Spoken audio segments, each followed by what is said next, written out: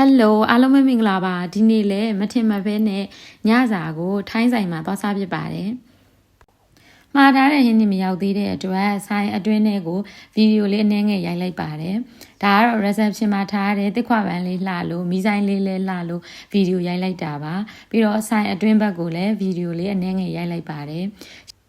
8 နာရီထိုးမှသွားတာဆိုတော့ဆိုင်ထဲမှာကျမတို့ဝိုင်းတစ်ဝိုင်းပဲကြံมาတော့တယ်ကျမတို့တစ်ဝိုင်းပြီးတော့မှနောက်ထပ်2ဝိုင်းရှိပါတယ်ဒီအချိန်ကညစာစားပြီးရဲ့အချိန်ကြီးဖြစ်တဲ့အတွက်ဆိုင်ရလဲ9 နာရီပိတ်တာမို့လို့လူမရှိတာပါသွားစားတာလည်းလူနည်းနည်းများတဲ့အတွက်ကြောင့်မို့လို့ဟင်းတွေလည်းအများကြီးမှာစားခဲ့ပါတယ်တုံရဲဟင်းလေးလည်းမှာစားခဲ့ပါတယ်တုံရဲဟင်းကတော့ပုံမှန်ပါပဲကောင်းပါတယ်ပေါ့ဒါကတော့ဝက်လေပင်သားကင်ပါဝက်လေပင်သားကင်လည်းကောင်းတယ်ဝက်ဥမာကြီးကင်ကတော့အရင်တော့စားမကောင်းသူ့ရဲ့အချင်းကတိတ်မကောင်းတာပေါ့နော်နောက်တစ်ခုဖက်ကပောင်လည်းစားခဲ့ပါတယ်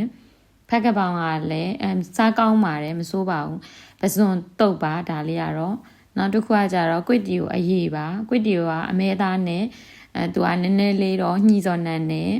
နောက်တစ်ခုကတင်မော်တီတောင်းပါတင်မော်တီတောင်းလေးကတော့ချင်းချင်းဆက်ဆက်လေးစားကောင်းတယ်ကျက်စီထမင်းလေးလည်းမှားစားခဲ့ပါတယ်ဒါပေမဲ့ကျက်စီထမင်းကနည်းနည်းလေးမာတယ်မြန်မာကျက်စီထမင်းလိုမျိုးအီလေးမဟုတ်ဘူးပေါ့နော်အဲ့တော့ပုံမှန်ပါပဲအရင်စားမကောင်းပါဘူးထမင်းနဲ့ဟင်းတွေအားလုံးစားပြီးတော့အချိုလေးလည်းတဲခဲ့ပါသေးတယ်အချိုကတော့2မျိုးတဲခဲ့ပါရတယ်တရက်ဒီကောင်းရင်အုံနိုဆန်းနဲ့ဒူးရင်ကော်ပြန်မှာနှစ်ခုစလုံးစားကောင်းပါတယ်အဲ့ဒီထဲမှာတော့အကြိုက်ဆုံးကတော့တရက်ဒီကောင်းရင်အုံနိုဆန်းမှာချွတ်ချွတ်မွမွေးလေးပါကြည့်ပြကျေးဇူးတင်ပါတယ်နောက်ဗီဒီယိုမှာဆုံတွေ့ကြမယ်နော်ဘိုင်ဘိုင်